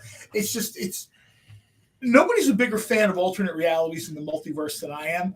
But if I'm noticing a saturation, the average fan has got to be just literally every month it seems like there's a new version of Spider-Man Right. to process. And I think the few really good versions get lost in the shuffle. They keep trying to make Ghost Spider a thing. She's Spider-Gwen. Just accept it. Move on with your day. I think Spider-Gwen's another character where sometimes you get really good stories, and then you get these sort of, it's okay. It's, you know what I mean? And I think Miles Morales is the same thing. As it is, how much energy do they have to put into Spider-Man and Scarlet Spider and, this whole Spider-Verse thing? I think if they kind of just, gear down a little bit and concentrate on getting a good Spider-Man Peter Parker book, right, a good Spider-Man Miles Morales book, Spider-Gwen, kind of like focus on those things. I don't need to see like the 1602 Spider-Man or, some other crazy version of, Cave Spider or whatever. I don't think we need to see that much. Like even today, so we obviously have the ongoing of Amazing Spider-Man. I don't think that came out today though, but you've got this other Spider-Man series, and I will admit the first issue was fantastic. I thought it was really, really well done. You got the second one, it went a little bit different of a direction and started introducing all these different Spider characters again. And it's like, all right, well, they're setting up this dark web event. And I was like, all right, I'm probably not going to read this dark web event. That came out today. So I was like, I'm just going to skip it. I started looking into it a little bit more, and it like ties in with, I feel like, every ongoing series that I'm reading from Marvel right now. And I was like, okay, well, now this week for New Comic Book Day, we've got the Spider-Man issue. I looked through it and I was like, you know what? I'm done. I'm not reading this crap anymore. I'm done. And I thought, I should probably get this dark web event because it ties in with Venom. It ties in with ASM. It ties in with, there's a couple other ones too. I got home, I read it, and I was like, oh my God, I wish I wouldn't have read it. Drained. I'm so tired of it all. It's nothing creative, it's nothing unique. And it's like this whole thing that they're building up. This whole event is now Ben Reilly, who's still upset about everything. And you've got Madeline Pryor, who's also upset about everything that's happened with her in the past. And it's like they're both clones and they feel like they're second-class citizens. And they finally are going to try to get their revenge on everybody who's treated them wrong over the years. Well, they're clones. They're second-class. Yeah. I don't care. Like it. And it's like, I think it bugs me because I'm looking at it and I'm looking at this cover. It's right here. I keep looking at it too. Like it's going to tie in with everything I'm reading from Marvel. It's just not, I don't know. I don't care about it at all. I'm not reading any X-Men. I'm not reading, I don't know. I'm over it. Well, I think that's the first thing we saw, right? Like if you've been around for a while, the first time Marvel saturated stuff, it was mutants. Everything became mutants. Everything was a mutant. Somehow they were connected in some way. And then they powered back, right? And then you kind of had the age of, like the Avengers. To a certain extent, and then almost immediately they came back with, "Oh, we can do more stuff with Spider-Man," and it's been at least a decade of different versions of Spider-Man, crossover stories, clones, this, that. I think the same with the X-Men. People get exhausted. I mentioned, I just, for someone like you to get tired of it, it's not like you're just a casual reader. This is sort of what Alec does, so to speak, right? So when he's like, "Oh, I'm out," I think that says something. It's like I almost feel like I'm questioning myself. Like, do I like Spider-Man? Do I like this character? And it's like amazing. I've read, I think like the last almost 3 years worth of Amazing Spider-Man has been terrible. And the Beyond stuff was all right at best, and then it really dipped down. And I gave up on the newest series. I'm not gonna lie, I heard it's actually pretty decent. I'm collecting it, but it's just not. I'm not interested in reading it. They came out with another Spider-Man series. Right now, they've got Deadly Foes of or Deadly Neighborhood Spider-Man. I stopped reading that. Now we've got the Dark Web event. Miles Morales is back. There's a Venom series. There like 2 Venom series that were going on with each other. It's just an overload, and I'm just so tired of it. But then you have, and this one actually really caught me by surprise. The Thanos Death Notes. I was actually pleasantly surprised with how good it was. It wasn't what it wasn't what I exactly thought it was, but I knew it was going to be tying in with the Thor series, and I don't like the Thor series like at all. But I've been holding out on this series because of what happened in the very beginning of it. We're on issue, I think, 29 now, and I've been waiting for the very beginning of the book to start happening. 2 years in real time. And it's finally everything that he saw with the Vision in the beginning is about to happen. And I thought it was cool. I'm still not like super into it, but I have like high hopes and expectations. So I thought that was a really cool one this week as well. There's something. What about the indies? Indies, great as always. Yeah, I was gonna. Great. We mentioned that on Monday a little bit with Robbie. That's where all the energy is. I have everything because I just signed up for everything. I'll jump into like Comixology and I'll open it up and I'll burn through 20 or 30 indie books, and the energy that's in there, creativity, the interest. I almost like am legitimately sad when I see it's from like 2018 and there's no more. I'm like, oh, this is really cool. Why didn't you make more of this? And it's because there's no room in the marketplace. There's 80 versions of Batman and Spider-Man and whatever. I think that's what bugs me the most, only because you said Batman. And I get people love Batman, people love DC, and everyone always reaches out there like, are you going to grab the new Batman series? Are you reading this? Oh my God. If I read Batman consistently like everyone else, I wouldn't even know what to do, because there's a million Batman series. The ongoings keep changing writers like every 20 issues. And it's like, what, do you take a break then, or you just like keep going with it? So I feel bad, but I tend to stay away from DC if it's not like a new Black Label series or a mini series. Those are usually where I go. But the thing with the Black Labels is they make these massive oversized issues, and I don't know what to do with them. They don't fit in the box. I don't have bags and boards for them. So I look at it. Coming soon from DC, bags and boards and boxes from Black Label. You've got these massive, like, oversized issues that are $8 or $9. I would love to read it. I would, but what do you want me to do with it? I have a buddy who puts them in magazine bags, but that's not quite the right size. And magazine boards, again, not quite the right size. And he's keeping them in like bankers boxes, not even remotely appropriate for comics. So he asked me one day, he said, can I borrow some of your magazine bags? And I'm like, sure. No, I'm like the only guy ordering magazine bags. Nobody's reading that stuff anymore. So I told him to take some with him, and they're kind of fitting, but it's not quite right. And, it's like barely closing. And I was just like, Black Label is kind of like its own weird, unique sheet. Mm-hmm. I said, unless DC decides to issue bags, there's just not going to be any, because I don't know if anyone else, it's so hard to get anything done right now. Raw material, staffing, like everything is this monumental uphill push.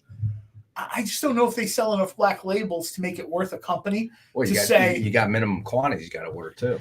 Well, I think the thing that bugs me the most is that Black Label, when they originally started doing Black Label, it's like, ooh, it's kind of a mature book. It's going to be a little bit darker of a story. Yep, I don't think it's like that anymore.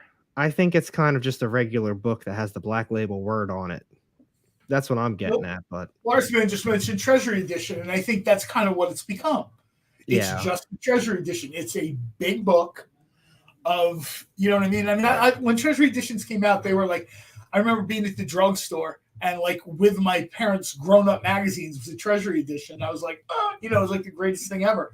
But, did anybody ever have bags or boards for those? I met a collector at a con once who wrapped them in plastic wrap. Like literally, like plastic wrap. They were wrapped, and I was just like, did that work? He's like, they're fine. And I'm like, yeah, wait till he unwraps one. You're right. It's Van Sastro out of the suit. I got bad news, bud. Now, if you are interested in something good, where Rubenstein says he's reading Chainsaw Man, I've got all of them sitting over there. There's, I think, 12 volumes. I have all of them but volume number 8. I can't seem to find that one in a store anywhere, but it is good. I read the first 7 of them there. That's a solid series. All right, so we got to take our next break, and then when we get back, we'll get through the rest of the books, talk some more. So stay with us. Did you know that every experience show, including some exclusive content, streams on Twitch? Check it out, twitch.tv/the_EXP. Or just scan that QR code.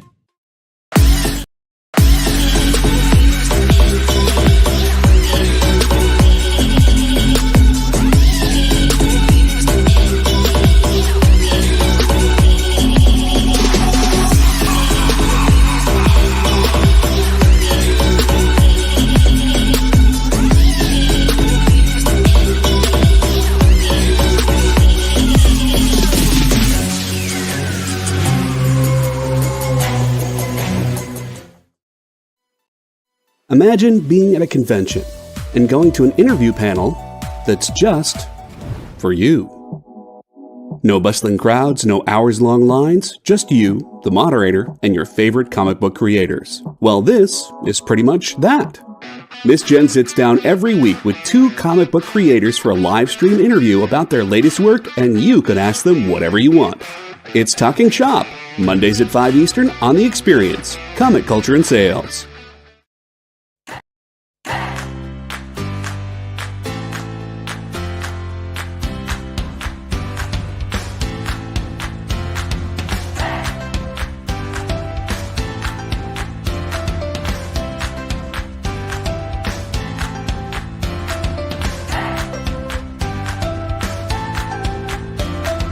There's something for every imagination at your local comic shop.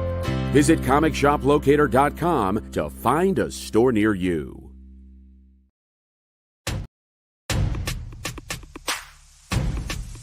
Go follow The Experience on TikTok at @the_EXP1 or scan the QR code on the screen. Our TikTok is like everywhere else we are, except you only have to deal with us for a minute. Seems like a win-win to me.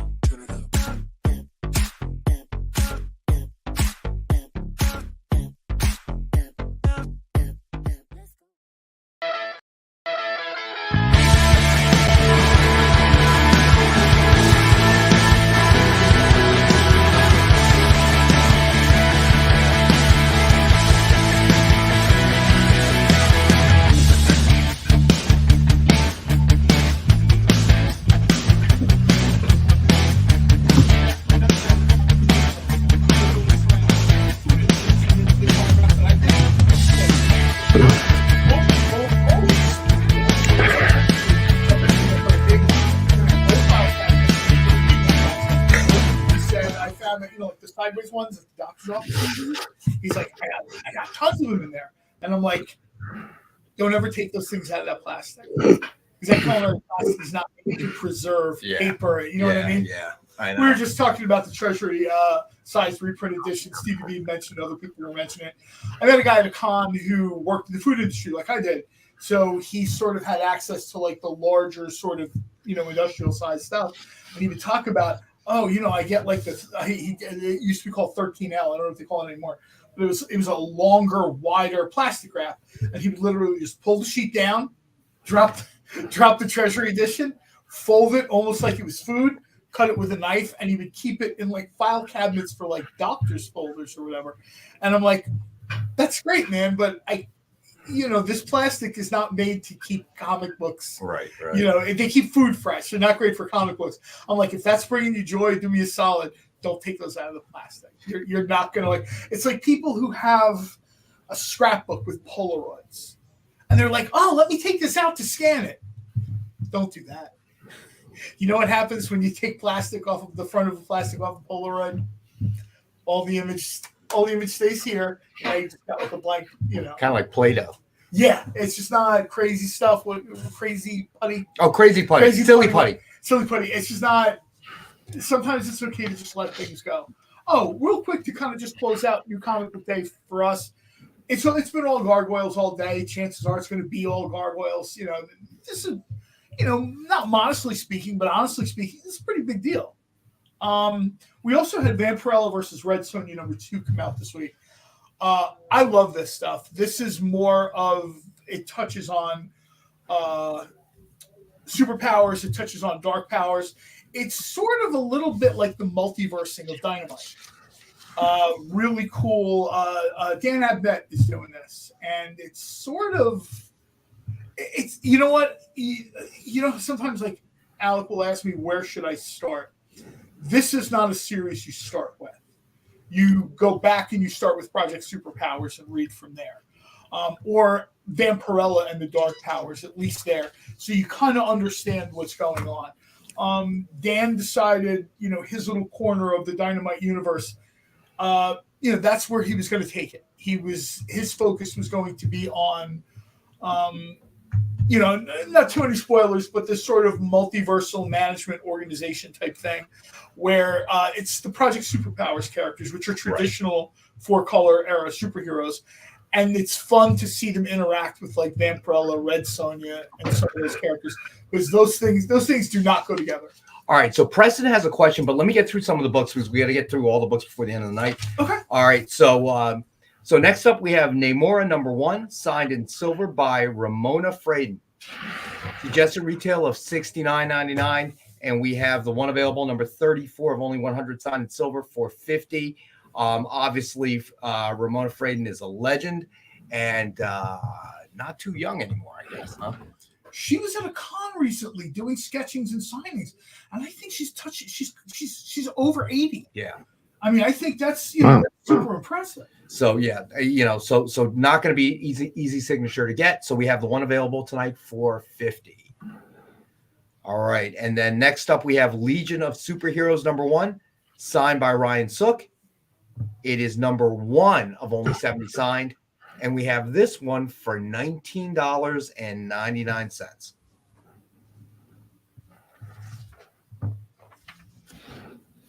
All right, and then we have. All right, so I think we've had this on before, but we did find another one, so leaving it out there for maybe somebody who still wants it. Batman and Robin Eternal #1, signed connecting cover sketch by Ken Haeser.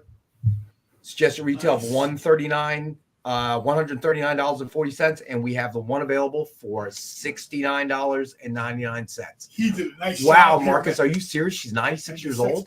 And I'll tell you, not only is she a legend, but there are places, there are websites where I don't know if anybody from the experience has it, but there are sites where you can get original art from her for under $100. Wow. Yeah.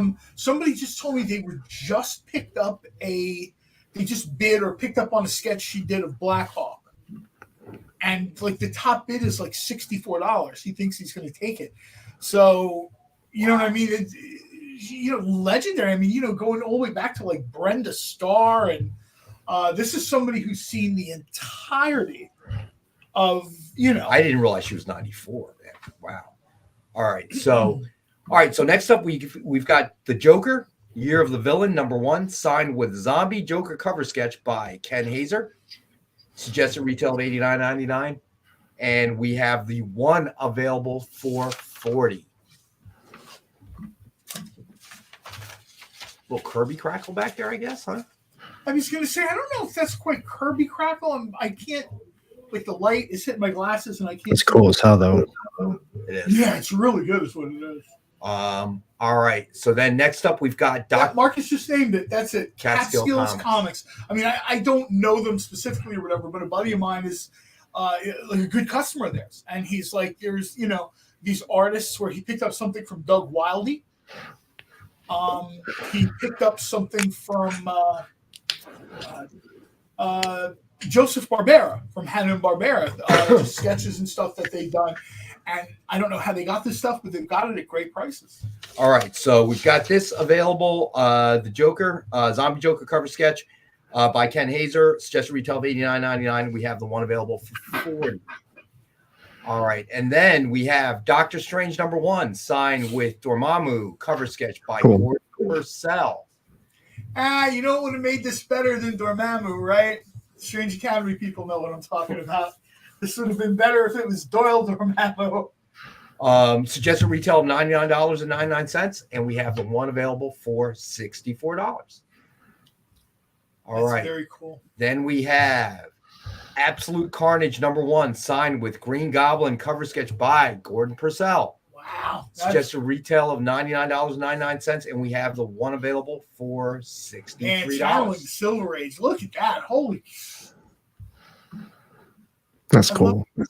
I love the puffs of smoke behind the pumpkin bomb. That is just. I agree. That's cool, man. That's really, really cool. All right. And then we have Spider-Woman #5, CGC graded, guaranteed 9.8. Suggested retail of $89.99. It is a Peach Momoko cover, and we have one available for $69.99. All right. And now we have the last mystery pack of the night. Oh, cool. It is a mystery mega pack. It will include an exclusive variant cover, a signed cover sketch, and a signed Sheldon. book. Sheldon was talking about Ramona. Oh, Sheldon, what's going on, buddy? He picked up a Ramona Fraden piece from Catskill as well. I don't know if she Cool. has an agreement with this particular store or whatever. I mean, generally when people ask me where to find stuff, I've gotten super lazy now. I'm like, she may own it. Just go to the experience. Like Or I she tell may people have, now, everybody's a retailer on the experience practically, right? Someone will have what you need. All right, so the mystery mega pack, retail value of $189.97, and as always, we have it for $50. So this is mega pack. This is our second mega pack of the night, and it includes a exclusive variant cover, a cover sketch, signed cover sketch, and then of course a signed book, all for $50. All right, so you know what? Let's do the Rex cap real quick. What time is it? 7:40. All right, so we're gonna do a Rex cap.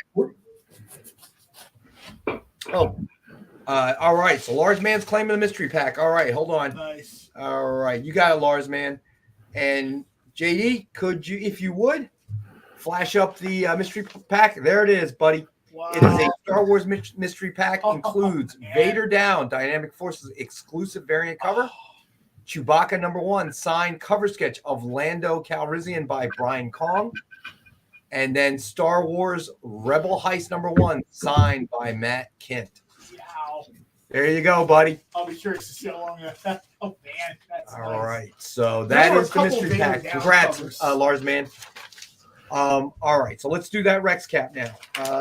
Let's see here. Okay, here we go. Forgot to mention, as always.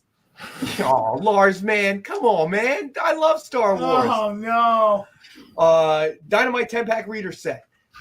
Suggested retail of $40 or higher, $3.99 cover price or higher. As always, as thank you to our viewers, we have it for $5.50 a copy. You can't go wrong there. All right, then we had Alien #1 signed in silver by Philip Kennedy Johnson. Suggested retail of $69.99. It is number 33 of 125 signed in silver, and we have one available for $40. Then we had Namora #1 signed in silver by Ramona Fraden. Suggested retail of $69.99. We have one available, number 34 of 100, signed in silver for $50. I had no idea that she was 94 years old. Yikes! That's a shocker. I did not know. I agreed with John. I thought she was in her 80s, maybe mid to late 80s. Well, But I mean, wow. she's seen the whole sort of. God bless her, man. I mean, you know, Go, when you girl. start with something like Brenda Starr, I mean, Brenda Starr is old for me, and I'm old. Oh, don't lie. Brenda Starr is, I think, the 1940s. That was like 6 years before You were middle aged when that happened. All right. So next up, we got Legion of Superheroes, #1, signed by Ryan Sook. It is #1, first in the edition of 70 signed, and we have one for $19.99. Sheldon says she is the creator of Metamorpho. All right. Then we did Generation Shattered, #1, signed in gold by Dan Jurgens. Suggested retail of $89.99, number 3 of 25 signed, and is a best offer book, starting at $19.38. All right, I got you, Preston. I got you on the Namor, buddy.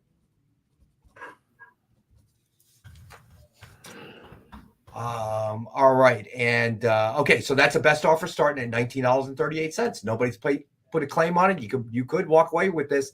Time's getting short for $19.38.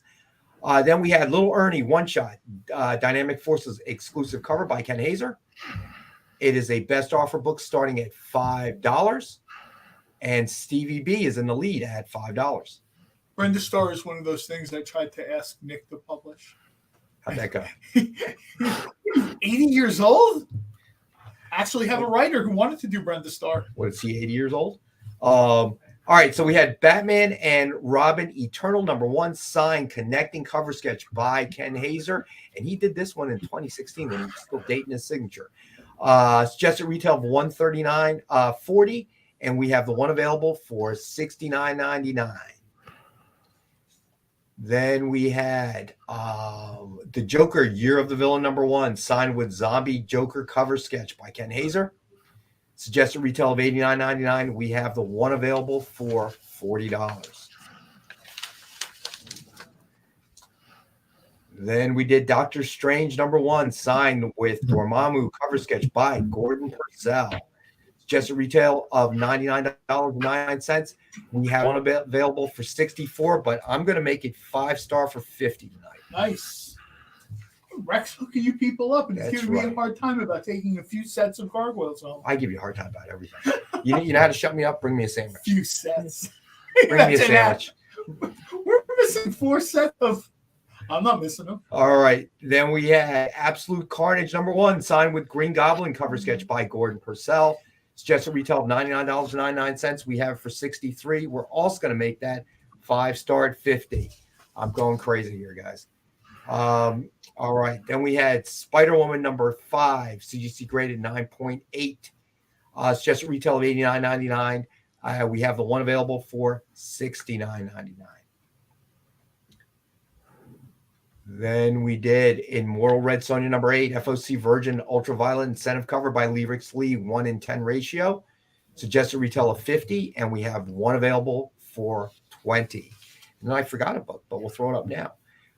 It's Vampirella versus Red Sonja #2, Virgin incentive cover by Jay Lee, 1:25 ratio. Suggested retail of $50, and we have the one available for $40. And don't forget, everyone, the Nightwing #71, Alan Qua variant, signed in silver by Dan Jurgens. It is the free giveaway, and all you got to do is enter hashtag LoveEXP all lowercase for a chance to win. Did you see what Edward put? What? Brenda Starr came out in 1940 as a strip and ended in 2011. Yeah, so you were middle-aged. Wow. We had Brooke Shield do that movie, which turned out poorly. She was trying to do for Brenda Starr what Warren Beatty did for Dick Tracy. Right. It just didn't work out. But there was a Dynamite writer who I pester pretty frequently on social media, and she was very interested in. All right, so JD says there are 29 people watching, and we only have 12 entries. So enter hashtag LoveEXP in the chat, and you will automatically be entered for a chance to win the Nightwing #71 signed by Dan Jurgens, right? Dan Jurgens. So we're going to draw it right after best offers close, 7:55, so like 7:56, 7:57. So make sure that you get in there, even if you're not a Nightwing fan. It's a free signed comic by Dan Jurgens. Can't beat that. Then finally, we had the Gargoyles books, of which we have quantity. We had Gargoyles, the Amanda Connor Virgin cover. And I love this a lot. we have quantities of this. Hey, Danilo, we have quantities available and they are $50 each. Then we had the David Nakayama Gargoyles Virgin cover. Hold on a second. Edward, we did do the Archie comic, although when Rex is done, maybe we can do it again. Yeah. We could. Actually, that was claimed. All right. Oh, I'm sorry. I just saw it pop up, and I didn't want to. Sorry, Edward. It was claimed by Larsman. All right. So this is also $50 for the Virgin cover. Then we have the complete set of the 9 Gargoyles covers. All right, there you go, with the 3 blank variants for a cover sketch, which I'm sure we will have sooner or later. Like the stone one. Haven't had a chance to send them out to the artists to do it, but as you can see, all the 6 covers there, and a complete set. The complete set also have quantities of it. The complete set is $36 for all. 9 books. All right. So this is really the first time we've sold direct. Obviously we sent them out to the distributors, LCSs, so on and so forth. But this is the first time we've direct to our customers, to the Dynamite fans out there. It's the first time you're seeing it. So this complete 9-book set is $36. All right, there you go. That was the Rex Cap. All right, Triple B is claiming. All right, Triple B, you claiming the set? I'm going to assume, right?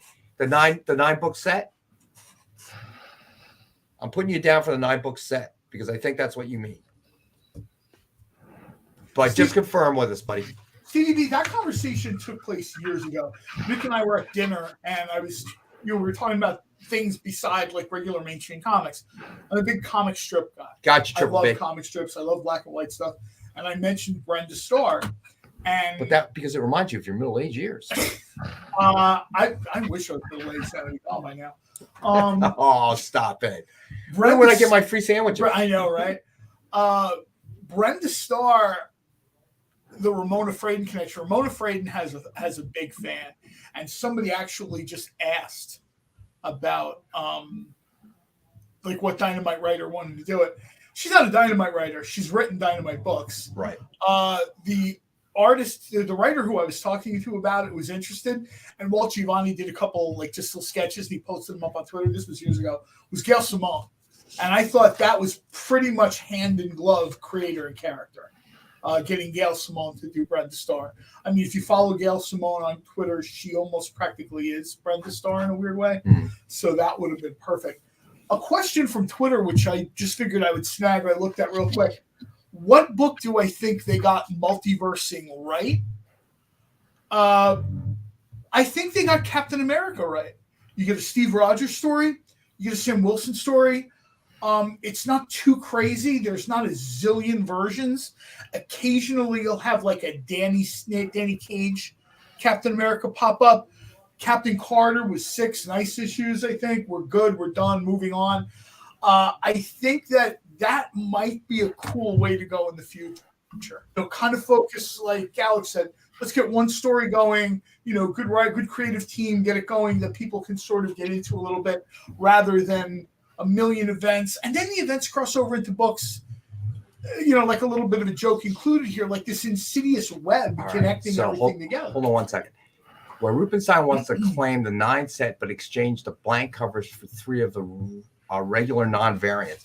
When I tell people on my menu, not substitutions. Yeah, you could do that. Where Rubenstein, I can do that for you. But they might be duplicates, though. If you're okay with that. But yeah, we can do that with Rubenstein. All right, so let me make notes. All right, so Rubenstein's getting a set, replace blanks. Yeah, John, because see, that's the thing, is because they've got the dark web event going on, and now Thanos Death Notes, and I feel like that's a brand new event as well. So you're really going to have 2 events happening at the same time. What's it all going to cross over? Are they going to cross over? I got you, where Rubenstein. I will replace the 3 blanks with 3. Sorry, Alec. With 3 of the regular covers, buddy. Okay, so I got you down. Go ahead. I'm sorry. No, I agree with like pretty much everything Alex said. DC has tried to do concurrent mega crossover events, and I just don't think it works. Right. And I also don't think a mega crossover event is that important when there's one every 10 months. Yeah. I mean, you barely have a month to sort of metabolize what you've read before. It's almost like they just seem to lurch from one Marvel and DC. I'm not singling anybody out here. They seem to lurch from one universe-ending, multiverse-ending disaster, emergency situation after another. It's like there's this limitless number of people trying to end the universe or change the universe, or like when they did it with Thanos originally in Crisis on Infinite Earths, they kind of created characters specifically for that purpose. Now it just seems like it's this endless sort of, there's King of Black, there's this, there's that. Like everybody wants to wipe out the universe. I'm just like, I mean, it loses its specialness. Everybody's undead, people are vampires, then there's like some cyborg thing. Creative. To answer your question, buddy, since this is literally released today, we're gonna have cover sketches, obviously, of the Gargoyle blanks. Oh yeah. It's just a matter of literally we couldn't. We may have already sent some out, but we couldn't obviously, we receive the books, new books. If it's releasing on a Wednesday, we receive them the week before, but obviously we can't do anything with them because we're not competing with distributors or the LCSs and, so on and so forth. So we want to make sure that they have them. So we don't want to undercut them. But so we are definitely Creative Keep going to have sketch covers of the Gargoyles on those blanks. So don't worry, buddy. They'll be up in the show as soon as, we get them in, literally. Sorry. Now I'm hoping we're getting maybe Joe Delgado and Mariano to do one. We might be able to do that. We might be able to actually have him on the show and have him. Yeah, that would be kind of cool, wouldn't it? Not to like obligate us to anything. I mean, wow, John, to like spinning the ideas, baby. It's on fire. Where Rubenstein, got you, buddy. I got a 10-pack for you, bro. So now I do have a quick question for you, John, mainly because I've been looking at it a little bit more. Have you read the entire Sandman series, like the main Sandman? I've read like the first. They did some ancillary stuff later that I did not read, like books of magic. Yeah, not that stuff. The regular just Sandman. Yeah, no, I've read the. At the time, I read it, and then I reread it when they started collecting them a little while later. I'm just laughing at Creative Keep's response. Oh, you can use mine if you like. Yeah, because they've got a few different options that I've been looking at. Like they've got the absolutes. That absolutes are really cool, but realistically, that's not the best way to buy the whole story. They've got the big kind of omnis, but they also have a box set. And I don't know, been looking into possibly reading the series. But all right, so it's one of those things that I think, and this really sounds almost like pious or pretentious, and I don't mean it Stevie that way, B, you got it, buddy. But if you're a comic person, there are certain things I think it helps you as a comics professional. I don't care what. I don't care if you're a retailer. I don't care who you are. If you're working in the industry, there are certain things I think it's important that you read. All right. Watchmen, Crisis, and I think Sandman is absolutely one of those things. All right, so there is a question from Preston for AR. I'm sorry, Preston, you asked that earlier, but hold up. We've got a tape segment coming on tonight, which will cut us off. So, JD, spin that wheel so we can figure out who the winner is. Please. Thank you, brother. We're losing our spot to a taped show? I know, right? It's horrible. And the winner is BBB, Triple B. You were the winner, buddy. Congratulations. good stuff, man. That's a nice book. The question from Preston was, AR, what was your best read of the week? It was a little bit tougher this week. We had a lot of really good books, but a lot of them didn't really stand out as to me like a wow, this is incredible. Just a lot of like above average, like very solid books. I ended up giving it to the Miles Morales. I think overall that was just a top-notch book. The quality of it was very, very good. The artwork was fantastic. And I kind of went into it thinking like, all right, it's an issue number 1. It's probably not going to have a lot of stuff because they just released a Moon Girl Devil Dinosaur issue 1 too. So I kind of was thinking it's going to be similar, like not a lot of stuff happening, just kind of getting us reacquainted with that character and just, for new readers to jump on board. They actually went into some, they went into it a little bit. We got introduced to a new character. We don't have, or maybe we have that character's name. I don't remember, but she's a new character. We had a lot of really good action, a lot of good panels. The artwork is like, it kind of not as intense, but it reminded me a lot of just the Immortal Hulk's, just like full splash pages of artwork. Oh, very cool. Yeah, not crazy like Immortal Hulk, but I felt like there's a lot of pages where it was just both sides, just straight artwork. Really cool stuff. I was debating on giving it to the Noctera Val special because that was extremely well done too. But I went with Miles. I'm a little biased. I'm a big Miles Morales fan. Yeah, you are. We've known that since the beginning. We've known that. Hey, JD, we probably got to close it up, right, buddy? I know that tape segment's just going to automatically start. Thanks, everybody, for joining us. Alec, thanks for joining us, man. Sharing your as insights. Always. Be sure to the winners. Yep, congratulations. Also, catch me and Robbie on PCP, Pop Culture Philosophers, on Friday at noon. Of course, Nick is back at 7 o'clock on Friday for original art, 7 p.m. Eastern. Make sure you check out Robbie's channel. Great shorts, great content, top 10s on AR_comics on his YouTube channel. And as always, thank you, JD, for pushing all the buttons in the background. And thank you to all the viewers tonight. We'll see you guys again Monday.